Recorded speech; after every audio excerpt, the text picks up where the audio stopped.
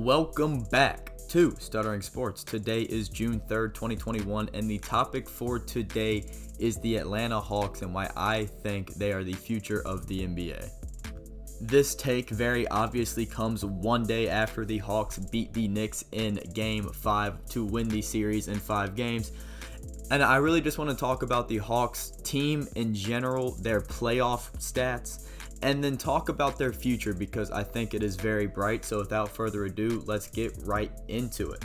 Starting off with the playoff stats, very obviously Trae Young is the leader of this team, and he showed it. At only 22 years old, he averaged damn near 30 and 10 per game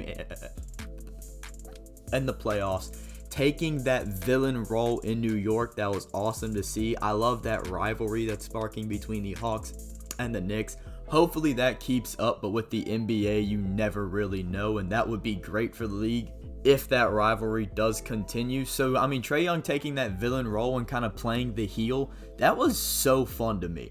30 points and 10 assists per game, basically. I'm rounding up on both of those numbers. He's the leader of this team, and he's one of the best players, best point guards in the league at 22 years old, and that's sick to see. But kind of looking at the rest of the playoff stats, you obviously have Trae Young taking a majority of the shots, which is completely fine. That is your role. But then you have Bogdanovic, who they stole from the Kings basically for free, who will be there for the next 4 years, which is crazy to think about. Put up 14 points per game, shooting the ball decently well. Nothing too special there, but he is always going to be that reliable option, especially when it comes to three-point shooting. Speaking of three-point shooting, sticking with the guards, you have Kevin Wareter, who shot 46% from three during this series, and that's basically what he's done all year. He's a three-point sharpshooter. That's what they brought him in to do. I think that same draft as Trae Young, which is ridiculous to think about how they got two great shooters during the same draft class. So I do think Wareter, Bogdanovic, and Trae Young, you have three great shooting guards there. That is modern day NBA. That's exactly what they have. Then kind of looking at the forward positions, kind of going by position group, Deandre Hunter in his first playoff series did well. He didn't shoot the ball great. He only shot 40% from the field, but he did do 38 from three, which is good. He averaged 11 points and 4 boards. There's nothing really special there, but for his first playoff series, he dealt with a bunch of injuries this year. I do think he did well, and I think his future is pretty bright. At power forward, John Collins, who I do want to talk about a lot later, but John Collins put up 12 and 6 this playoff series, which that may not seem very special, especially when you look at the money that he's asking for. But then looking at his shooting splits, he averaged he shot 54% from the field, 39 from three, and 90% from the line. This dude is a great power forward in the NBA. And I get that they'd be overpaying him, but I do think the Hawks need to re-sign him stat. Then you do have Danilo Galinari, who they signed long-term, and that's an iffy-ass contract, especially when he does not start at all. But he had a rough playoff series, which I think we'll kind of gloss over because he is a veteran. This guy's not a young bum. But he averaged 9 points per game. Yeah, and in 24 minutes, that's not bad, but shooting 33% from the field and 32 from three, yeah, dude, you're supposed to be a shooter. You're supposed to be that forward shooter to kind of complement Wareter, Bogdanovic, and especially Trae Young. He did not do that. So during the Sixers series, they're definitely going to need him to step up to that Kevin Wareter and a Bogdanovic level and be a consistent, reliable three-point shooter. They 100% need that. Moving on to the centers, Clint Capela did Clint Capela things. 10 points and 13 boards. He's a rebound getter and he's a shot blocker. He put up 2 blocks a game, which is exactly what they needed. That is Clint Capela's role, is to be that defensive anchor and just grab boards. And that's exactly what he did. He shot 66% from the field too. He played his role to a T. Then you look at kind of further with that center position, their first round pick, Onyeka Okongwu, did not play much. He only played 31 minutes total this series, and there's a reason for that, because the Hawks, they need to win games. But I think having him sit behind Capela for this season or the next two is great for his growth.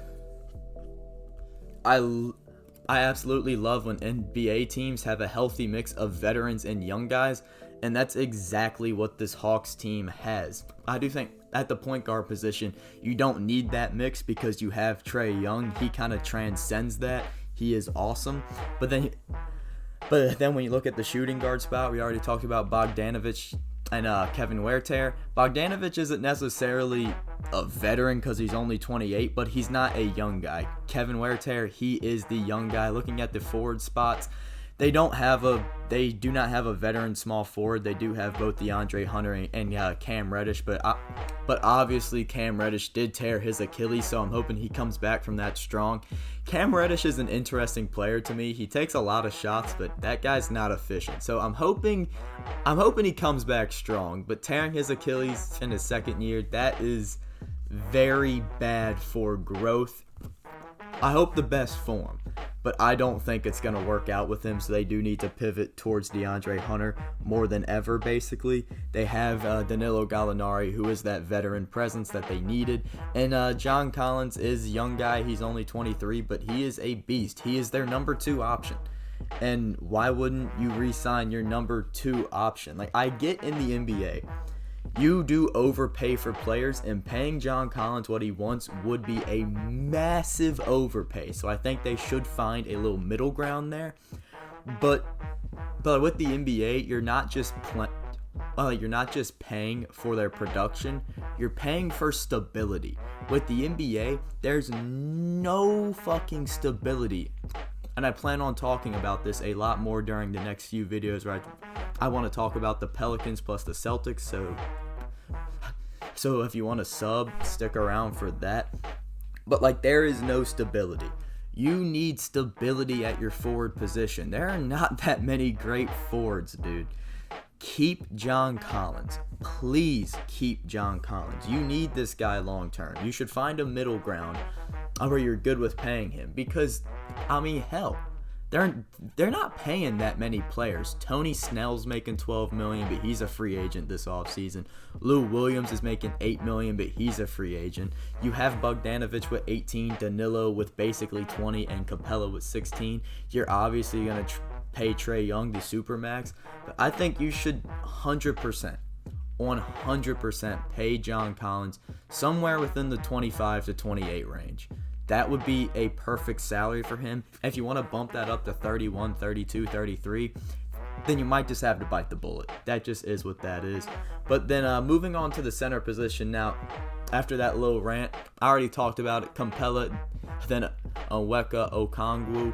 That's a great mix of veteran and young guy. That is the perfect mix, because Okongwu has great potential, but he was not really league ready. He needs to sit back, learn a bit, and I do think sitting behind Capela, who's a defensive anchor, is a great guy to sit behind.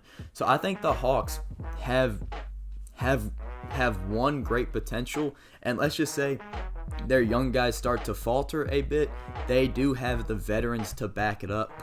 I didn't even talk about Lou Williams because he's going to be a free agent, but he definitely helps out with that veteran mix. Moving on, I would like to talk about their next playoff series versus the 76ers, and why I think they have a real chance. When I first saw they were playing the Sixers, my initial thought was, oh, they're getting beat in 4 or 5. But then after thinking about it, that's not really the case at all. I think this is going to be a tough-fought series because what's the main thing for the Sixers is defense. And you look at the Hawks, you say, well, they're going to get got by a great defense. That's not true, because they just played a great Knicks defense. It is definitely different. The Knicks and Sixers are obviously two very different teams, because one has Ben Simmons, Matisse Thybulle, and Joel Embiid, but they already just played a great defense with a great coach. So I do think that the Sixers are going to win the series, but I think it's going to be more hard fought than people think. And if Trae Young can keep on playing this heel type villain role, that would be awesome to see. So I do think, though, that the Hawks are the future of this league. And I hope it's not just for talent, but it's also setting a culture of bringing in guys through the draft and keeping them. I think they have that core set up. You're very obviously not going to be able to pay everyone. I get that. You do need to get that core together and stick with them. I think they have a great setup right now. So I do think they can build a culture and become the future of the league. And I think that's exactly what's going to happen with Trae Young leading the pack. That's going to do it for me today. If you enjoyed this video, share it with a friend, give it a thumbs up. And if you're a Hawks purist, leave a comment saying I'm dumb or I'm smart. And if you want to see more videos like this, I want to talk about the NBA more, subscribe. And I'm going to talk about NFL too, because that's what I usually talk about. So, yeah, hope you enjoyed and have a great day.